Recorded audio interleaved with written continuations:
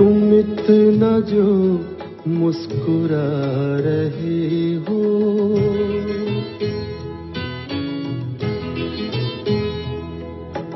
तुम इतना जो मुस्कुरा रहे हो, क्या गम है जिसको छुपा। आदाब, अदब और तहजीब के इस सफ़र में आपका फिर से इस्तकबाल है। आज मेरे लिए बेहद खुशी की बात है कि मेरे चैनल ज़िंदगी है गुलजार ने अपने शुरुआती 100 डेज़ मुकम्मल कर दिए हैं। इस सफ़र में मेरे साथ जुड़ने के लिए मैं आप सबकी बहुत शुक्रगुजार हूँ। मुझे उम्मीद है कि ये सफ़र अदब, तहजीब और मौसीकी को सराहने वालों के लिए एक हसीन तजुर्बा रहा होगा। मेरी कोशिश रही है कि शायरी, मौसीकी और हमारी रंगारंग तहजीब के अलग अलग पहलू मैं आप तक पहुँचाऊँ। मेरी खुशकिस्मती ये है कि ये ख़ास दिन मज़ीद यादगार बन गया क्योंकि आज ही के दिन लेजेंडरी गुलकार जगजीत सिंह जी की सालगिरह भी है। आवाज़ जब दिल में उतर जाए तो वक्त का हिसाब मिट जाता है। जी हाँ, कुछ ऐसी ही जादुई आवाज़ थी जगजीत सिंह जी की। और निदा फाजली ने जगजीत सिंह की आवाज़ के बारे में कहा था कि उनकी आवाज़ में एक अजीब सा जादू है। महसूस होता है कि वो मुस्कुराते हुए गा रहे हैं, लेकिन अल्फाज के अंदर वो रोते हैं और हमें रुलाते हैं। यही उनका हैरत अंगेज फ़न है। जगजीत की आवाज़ खुदा का एक तोहफ़ा है। तो आज हम बात करेंगे उस आवाज़ के बारे में जिसने गज़ल को एक नया रंग दिया है। जगजीत सिंह की ज़िंदगी और मौसीकी का सफ़र काफ़ी इंस्पायरिंग रहा है। तो गुलजार साहब, आप हमें उनकी अर्ली लाइफ के बारे में कुछ बताएं। बहुत बहुत शुक्रिया नगमा आपका कि आपने फिर से मुझे अपने प्रोग्राम में शिरकत करने का मौका दिया। जगजीत सिंह का सवाल है तो मुझे बेहद खुशी हो रही है कि उनके बारे में बात करने का मौका मिल रहा है। जगजीत सिंह आज ही के दिन 1941 में श्री गंगानगर राजस्थान में पैदा हुए और उनके वालिद जो थे वो एक गवर्नमेंट सर्विस में थे और उनका यही सपना था कि ये भी सरकारी नौकरी में जाए। लेकिन जगजीत सिंह को पहले से ही मौसीकी का बहुत ज़्यादा शौक था और वो पढ़ाई में बहुत कम ध्यान देते थे और मौसीकी की तरफ ज़्यादा उनका रुझान था। तो इस चीज़ को पहचानते हुए उनके वालिद ने, उनके फादर ने उनको म्यूज़िकल ट्रेनिंग शुरू कर दी और छगन लाल शर्मा जी थे उस टाइम, एक म्यूज़िक के गुरु थे वहाँ लोकल में, उनसे उनको ट्रेनिंग दिलवाई गई। उसके बाद जमाल खान साहब थे जिन्होंने उनको प्रॉपर क्लासिकल म्यूज़िक की ट्रेनिंग दी। तो इससे पहले भी जगजीत सिंह, क्योंकि वहाँ पर जो उनकी लोकेलिटी में गुरुद्वारे थे वहाँ पर अक्सर शबद कीर्तन वगैरह सब होते हैं, तो उससे बिल्कुल उनका असर बचपन से ही था उनके साथ। तो ये बेसिकली उनका पहला इनिशियल फेज था जहाँ से उनको म्यूज़िक के साथ, मौसीकी के साथ उनका रुझान, ओरिएंटेशन बनता है, कनेक्ट। उसके बाद जगजीत सिंह DAV कॉलेज जालंधर में एडमिशन लेते हैं और वहाँ BSc का कोर्स करते हैं। और जब यूनिवर्सिटी और कॉलेज में उनको एक बड़ा प्लेटफॉर्म मिलता है यूनिवर्सिटी को और अपने कॉलेज को वो रिप्रेजेंट करते हैं मल्टीपल नेशनल इवेंट्स में, लोकल इवेंट्स में, और हर जगह से वो अवार्ड्स प्राप्त करते हैं। और जब ये सिलसिला शुरू होता है तो कॉलेज के जो प्रिंसिपल थे सूरज वाहन साहब, तो उन्होंने जगजीत सिंह को बहुत प्रमोट किया क्योंकि उनके कॉलेज के लिए बहुत बड़ी बात थी कि मल्टीपल अवार्ड्स वो हासिल करते थे। उसके बाद उनकी फैमिली लुधियाना शिफ्ट होती है और लुधियाना में वो सेटल हो जाते हैं फाइनली, और यहाँ से ही जगजीत सिंह फिर मुंबई का रुख करते हैं। मोहित, अब आप हमें बताएं कि आपको जगजीत सिंह जी के साथ उनसियत कैसे हुई? थैंक यू मैम, और वंस अगेन आपने मुझे आज अपने इस शो में बुलाया और सबसे पहले तो मैं आपको बहुत बहुत बधाइयाँ देना चाहूँगा कि आपने अपने इस परसूट को, इस क्रिएटिव कंटेंट को और चैनल के 100 दिन, एक शतक पूरा किया है, जो वाकई एक काबिल तारीफ़ बात है। क्योंकि किसी भी काम को शुरू करना तो आसान है लेकिन उसको सस्टेन करना और कंटिन्यू करना बहुत मुश्किल है। और जैसा कि हम जानते हैं यूट्यूब में जो स्टैटिस्टिक्स हैं, मैंने कहीं देखा था कि 90% से अधिक चैनल शुरुआती 30-40 वीडियोस बनाने के बाद या तो बंद हो जाते हैं या फिर वो चीप कंटेंट या प्लेजरिज्म पे उतर आते हैं। तो इसी कॉन्टेक्स्ट में मुझे रामधारी सिंह दिनकर की पंक्ति याद आती है कि प्रण करना है सहज कठिन है लेकिन उसे निभाना। तो आप इस प्रण को निभा रहे हैं, ये काफ़ी मेहनती काम है। आई एम श्योर कंटेंट को बनाने के पहले एक वेल एकेडमिक रिसर्च में आप काफ़ी कुछ इनपुट देते हैं, उसके बाद एडिटिंग का वर्क होता है, तो 100 दिन पूरे करने पर आपको बहुत बहुत शुभकामनाएं। बहुत एंड आई बहुत वुड विश कि शुक्रिया। ये चैनल बहुत थ्राइव करे, जी। खूब सारी इसकी व्यूअरशिप और सब्सक्रिप्शंस हों। और एक देखिए सुंदर संयोग है, एक इत्तेफाक सुंदर है कि आज ही के दिन बिल्कुल। गजल मेस्ट्रो जगजीत सिंह जिनका जिनका वास्ता लुधियाना birthday, से भी है, बिल्कुल जी, और हम लुधियाना में स्थित स्थित हैं। तो उनका जन्मदिन भी आज पड़ता है। तो इस मौके पर आज मैं अखबार पढ़ रहा था तो सुबह ही इस पे एक स्तंभ आया है इन्हीं के जन्म दिवस पर विशेष। तो एक स्तंभ में थोड़ा सा हमें सुनाएं जी। मैं से रीड आउट करना चाहूँगा बिल्कुल एज अ please। बैकग्राउंड। ये कहते हैं, बात वर्ष 1962 की है। शिमला में एक संगीत प्रतियोगिता थी। जी लुधियाना से जगजीत सिंह और उनके साथ रंजीत राणा भी वहां पर परफॉर्मेंस देने के लिए गए थे। जगजीत सिंह क्लासिकल गायक के नाते वहां पर पहुंचे थे। कार्यक्रम में जिसने गजल परफॉर्म करनी थी वो बीमार होने के कारण पहुंच नहीं सके, अच्छा तो आयोजकों ने जगजीत सिंह से ही गजल गाने का आग्रह किया। जब जगजीत सिंह ने गजल पेश की तो शहनाई वादक बिस्मिल्लाह खान साहब, अच्छा सितार वादक पंडित रविशंकर उनकी आवाज के कायल हो गए। क्या बात है। उन्होंने जगजीत सिंह से कहा कि अब एक बार हमारे लिए गजल फिर से सुना दो। और गजल पेश करने के बाद बिस्मिल्लाह खान ने जगजीत सिंह को गले लगा लिया। बस यहीं से जगजीत सिंह का गजल गायकी का सफर शुरू हुआ। क्या और उसके बात। बाद हम उनको जानते हैं गजल मेस्ट्रो और वेलवेट वॉइस, तमाम उनको बिल्कुल, अच्छे से बिल्कुल। उपमान दिए गए हैं। और जहाँ तक इनके प्रति मेरा इनिशियल आकर्षण कैसे हुआ जी। कि कॉलेज के दिनों में, ये वर्ष 2000 की बात है, इनके अच्छे अच्छे एल्बम्स आते रहते थे और हम लोगों ने भी एक नई विधा के प्रति आकृष्ट होना शुरू किया था, गज़ल। और शायद शायरी के प्रति भी इनिशियल अट्रैक्शन गज़ल की वजह से हुआ, क्योंकि यदि किसी कविता को या शेरो शायरी को गीत के रूप में स्वर दिए जाएं तो वो ज़्यादा अट्रैक्ट करती अप्रोच है करते हैं और वो याद हो जाती है। हाँ। मुझे उनके वो एल्बम्स और वो गाने आज तक याद हैं। वो इनिशियल अट्रैक्शन था और हम लोगों ने इतना सुना है इन गानों को बार बार रिपीट करके। तब तो कैसेट्स आते थे जी। और मेरे पास एक टेप रिकॉर्डर था जिसमें इमरजेंसी लाइट थी, तो कॉलेज के हॉस्टल में हम लोग उसको लगा के दिन भर चलता रहता था और वो मुझे अभी भी लिरिक्स और याद वो है। हर घर में होगी वो इमरजेंसी अच्छा, लाइट। इनकी गजल में एक खास बात है, एक नवाचार, एक इनोवेशन है कि इसकी म्यूजिक काफी मॉडर्न होती है, जो यूथ से कनेक्ट करती है। तो हम लोग उस समय काफी म्यूजिक भी करवटें ले रहा था, सिनेमा का म्यूजिक भी, मूवीज आ रही थी, तो मॉडर्न लाइंस पे ये गज़लें थी। उनका म्यूजिक बहुत, म्यूजिक में कई इंस्ट्रूमेंट्स हैं, तबला भी है, गिटार भी है, सिंथ भी सुनाई देता है। तो that was the initial attraction जो आज तक मैं कंटिन्यू कर रहा हूँ, कायम है, कंटिन्यू कर रहा हूँ। ये मेरा इनिशियल इनके प्रति अट्रैक्शन होने का कारण था। तो गुलजार साहब, जैसे कि आपने हमें उनकी अर्ली इयर्स के बारे में बताया, आप हमें उनकी बॉम्बे की जर्नी और उनकी सक्सेस स्टोरी के बारे में भी कुछ बताएं। जगजीत सिंह का सफ़र जो बॉम्बे की तरफ था, वो एक नॉर्मल आर्टिस्ट जो उस टाइम जितने लोग थे उनका पहला अट्रैक्शन मुंबई ही रहता था जी। क्योंकि 1960s में फिल्म इंडस्ट्री और सिनेमा जो है वो पीक पे था, उरूज पे था और अपनी, बिल्कुल। बहुत सारे गाने मोहम्मद रफ़ी साहब, किशोर कुमार साहब और दिलीप कुमार जी। ये सब जो एक्टर्स थे सुपर हिट्स थे। तो पहला अट्रैक्शन यही था कि मैं मुंबई जाऊंगा और वहाँ पर अपने करियर की शुरुआत करूंगा। तो जगजीत सिंह ने भी वही डिसाइड किया और वो यहाँ से प्लेबैक सिंगर बनना चाहते थे। वो वहाँ चले गए जी। काफ़ी स्ट्रगल किया, वहाँ पर कोई खास काम उनको मिला नहीं जी। और किराए के कुछ कमरों में रहे, जो भी पैसा लेके गए थे वो सब खर्च हो गया। फाइनली स्ट्रगल के यस से और फाइनली डिसाइड किया कि शायद उनके लिए मुंबई में कोई जगह नहीं बची और उन्होंने डिसाइड किया कि मैं वापस अपने शहर लुधियाना आऊँगा। तो कहते हैं कि जब वो वापस आए तो उनके पास ट्रेन टिकट खरीदने के पैसे नहीं थे और ट्रेन के टॉयलेट में छुप छुपा के वो कई बार जो है वापस आए।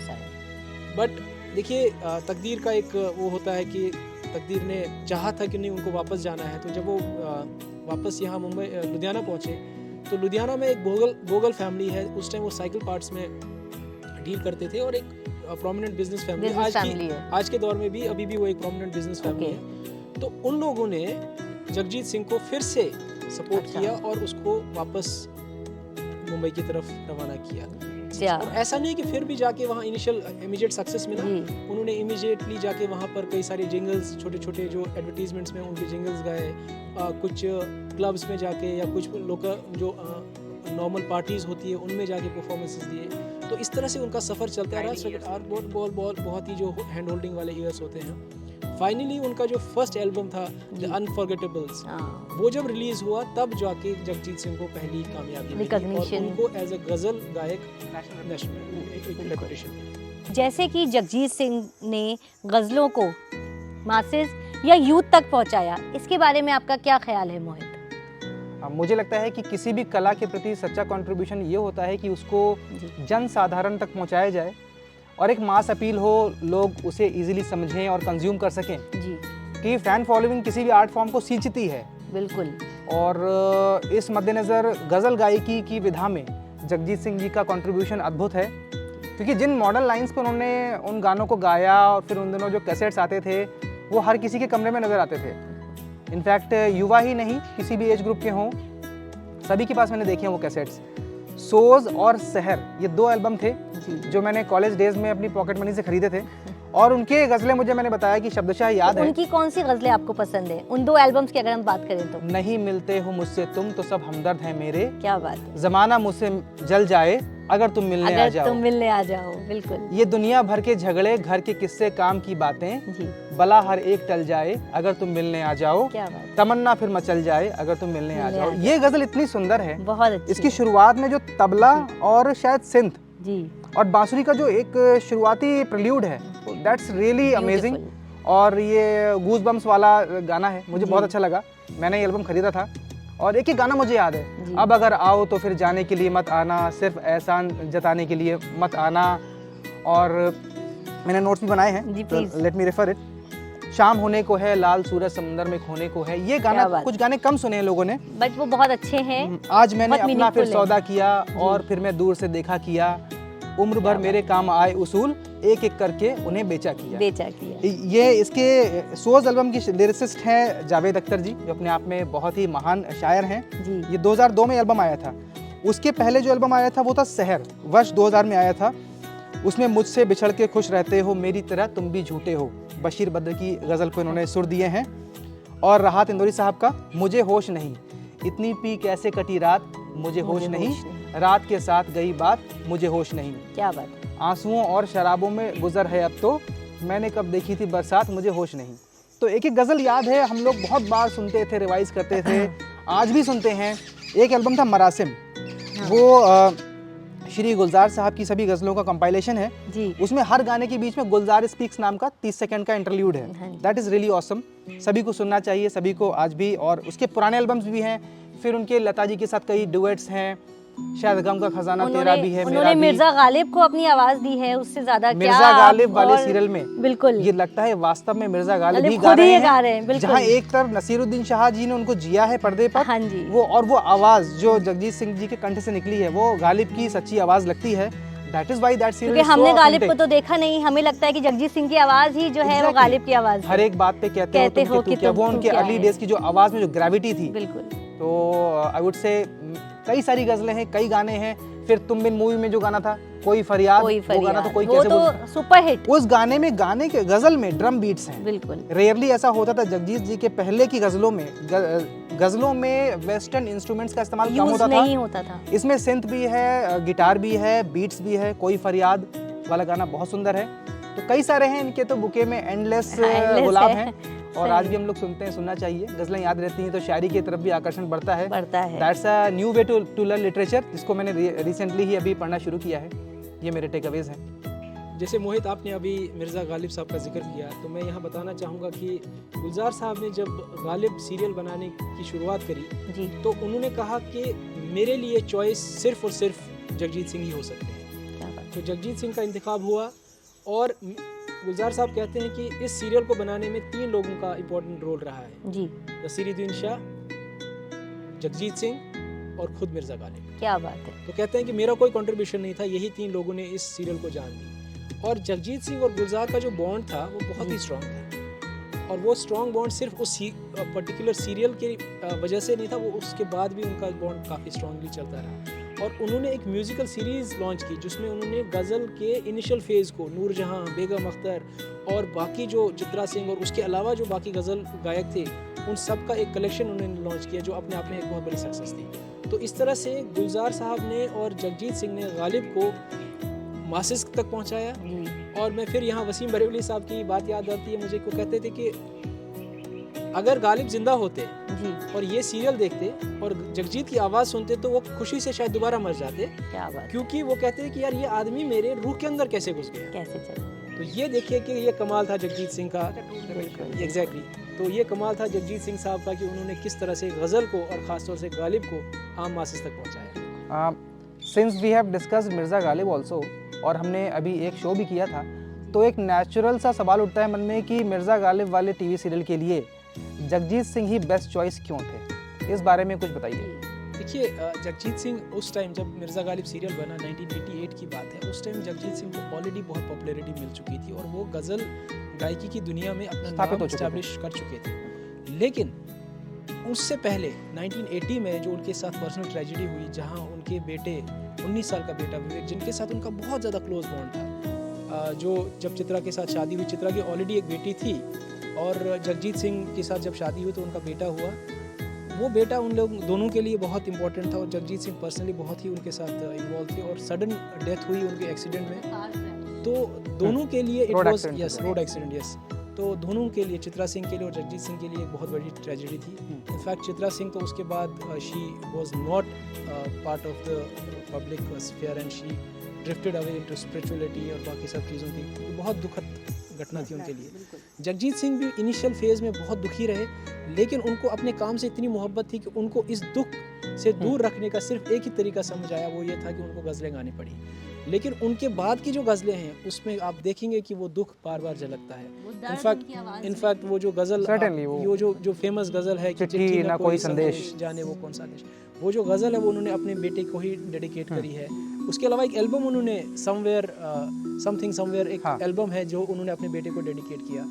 तो ये जो दर्द था, जो पर्सनल लाइफ में उनका दर्द था, वो उनकी गज़ल आवाज़ में भी झलका है। बिल्कुल। तो मैं कहता हूँ कि इसी वजह से जो आप मिर्ज़ा गालिब की बात करते हैं तो वहाँ पर वो जैसे कन्वेंशनल मूवी वाली सॉन्ग्स में हम लोग रफ़ी और मुकेश के दर्द भरे नगमे सुनते थे, तो गज़ल वाले जॉनर में अगर दर्द का सही डिपिक्शन किया है तो I think yes Jagjit Singh ji ने किया है। जगजीत सिंह। इसके अलावा जगजीत सिंह को मैं एक और एक फैक्ट ऐड करना चाहूँगा कि जगजीत सिंह की जो फ़ैन फॉलोइंग थी सिर्फ मासेस में नहीं थी, जो हमारे पॉलिटिकल लीडर्स थे, जो पॉलिटिकल एस्टैब्लिशमेंट को, जो हमारे कंट्री को गवर्न करते थे, उनमें भी बहुत ज़्यादा फ़ैन फॉलोइंग थी। मनमोहन सिंह की बात करूँगा कि वो कहते थे कि, और उनकी वाइफ गुरचरण कौर, वो दोनों जगजीत सिंह के बहुत बड़े फ़ैन थे। वो कहते थे कि उनके घर में जगजीत सिंह के अलावा कोई म्यूज़िक नहीं चलता है।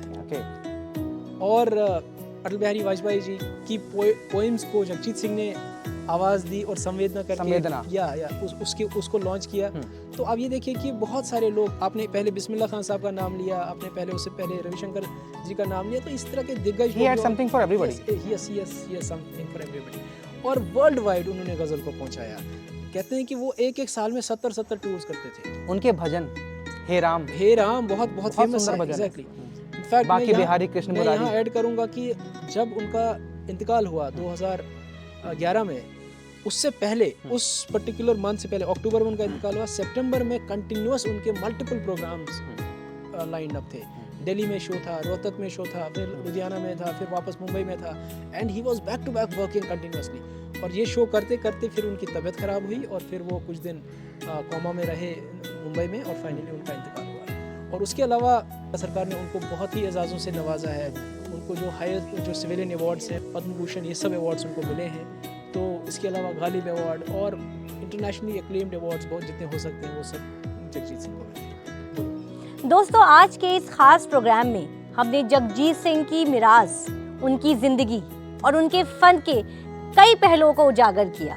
उनकी गज़लों में न सिर्फ दर्द और मोहब्बत की कहानियाँ छुपी हैं, बल्कि एक ऐसा जज्बाती सफ़र भी मिलता है जो आज भी हमारे दिलों को छूता है। बात निकलेगी तो फिर दूर तलक जाएगी, लोग बेवजह उदासी का सबब पूछेंगे, ये भी पूछेंगे कि तुम इतनी परेशान क्यों हो।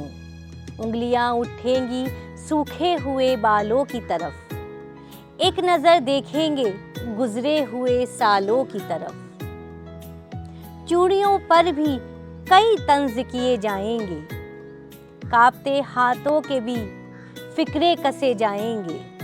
लोग जालिम हैं, हर एक बात का ताना देंगे, बातों बातों में मेरा जिक्र भी ले आएंगे, बातों बातों में मेरा जिक्र भी ले आएंगे। उनकी बातों का जरा सा भी असर मत लेना, वरना चेहरे के तासुर से समझ जाएंगे। चाहे कुछ भी हो सवालात ना करना उनसे, चाहे कुछ भी हो सवालात ना करना उनसे, मेरे बारे में कोई बात ना करना उनसे। बात निकलेगी तो फिर दूर तलक जाएगी। मैं आप सबका तहे दिल से शुक्रिया अदा करती हूँ कि आप हमारे साथ इस यादगार महफिल में शरीक हुए, और मुझे उम्मीद है कि आप अपने दिलों में जगजीत की खूबसूरत मौसीकी को रोशन और ज़िंदा रखेंगे। अगली बार एक नए मौजू और नए पहलुओं के साथ आपके सामने हाजिर होंगे।